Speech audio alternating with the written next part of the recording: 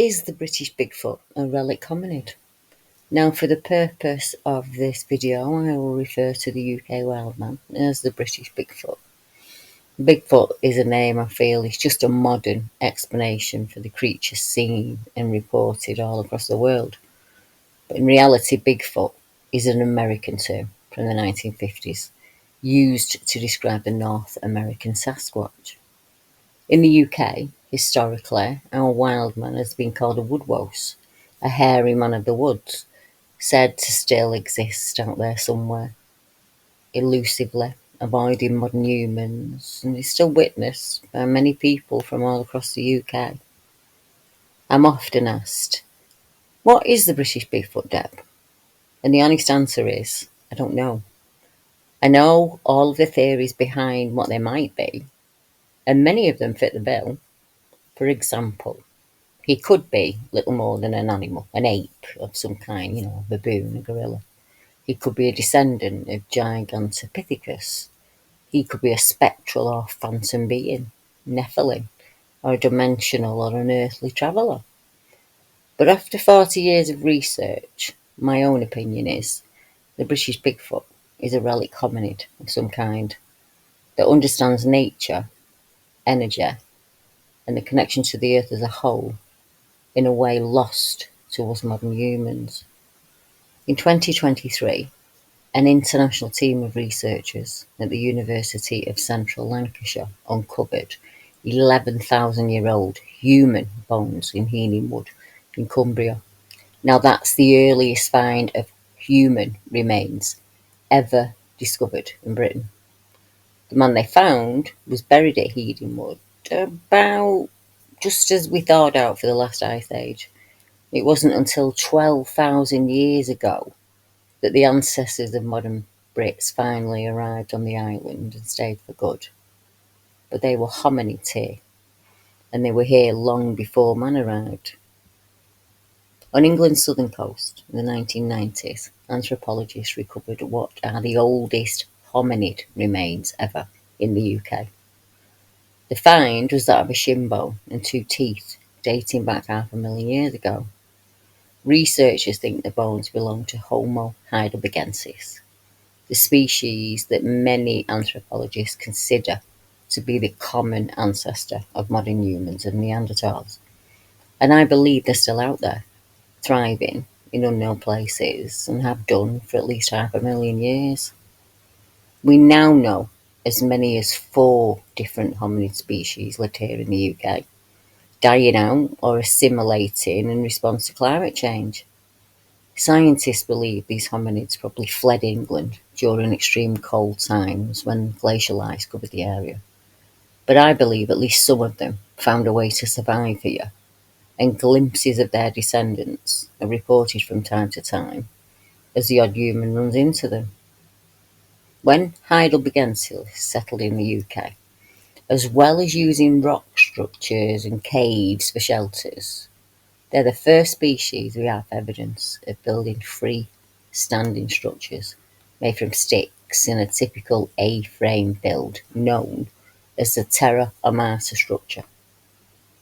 They were small shelters, covered with skins and moss, bark and forest debris to hold in the heat well enough that you don't need a fire.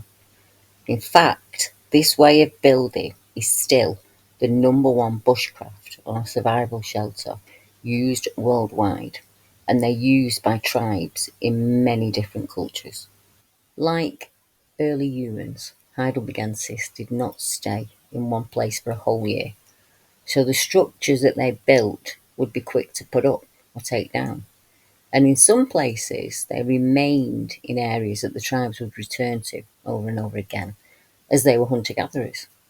Early hominids were nomadic and moved with the seasons and the food. From bone finds we know that heidelbergensis craniums had massive brow ridges, flat, broadened foreheads, and small human-like teeth. They had a thick jaw and heavy bones, similar to Neanderthals and Homo sapiens. Fossil evidence regarding body size and shape is lacking, but leg bone finds indicate they were quite tall, reaching about 180 centimetres in height, so about 6 foot, and had relatively long legs like their early ancestors Homo ergaster.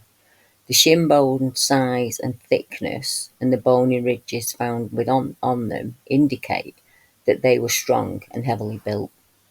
They had a sloping forehead, similar to early hominid species, rather than the smaller, flatter foreheads of modern humans. The nasal or nose openings were wider than modern man. I would say that this description fits not only the creature I saw in 1982, but also the majority of UK Wildman reports. We do not know how hairy early hominids were, so I cannot comment on that. But in theory, living in a much colder climate back then, I think more body hair would have been needed.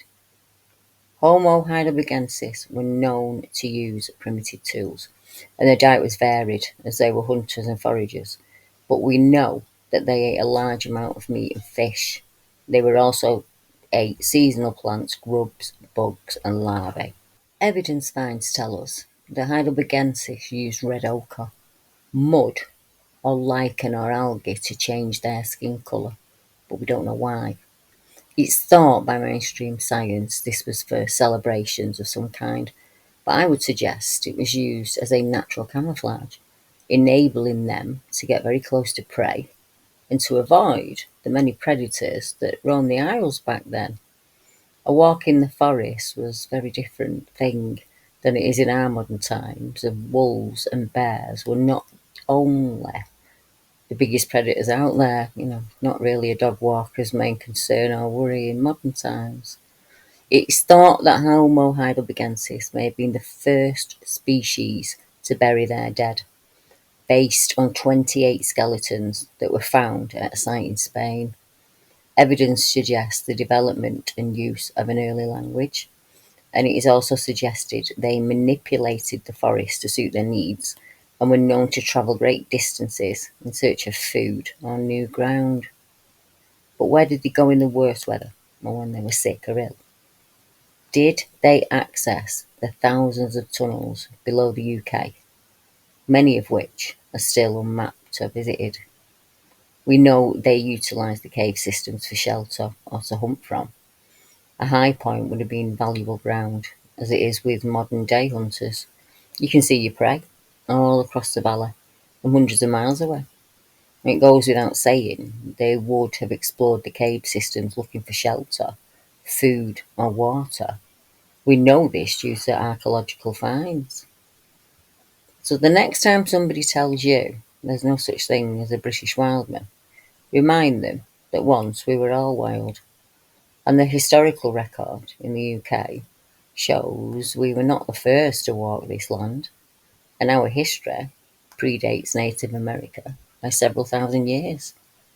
Is the Woodwose still out there, living happily, as far away from modern life as it can get? I think it is.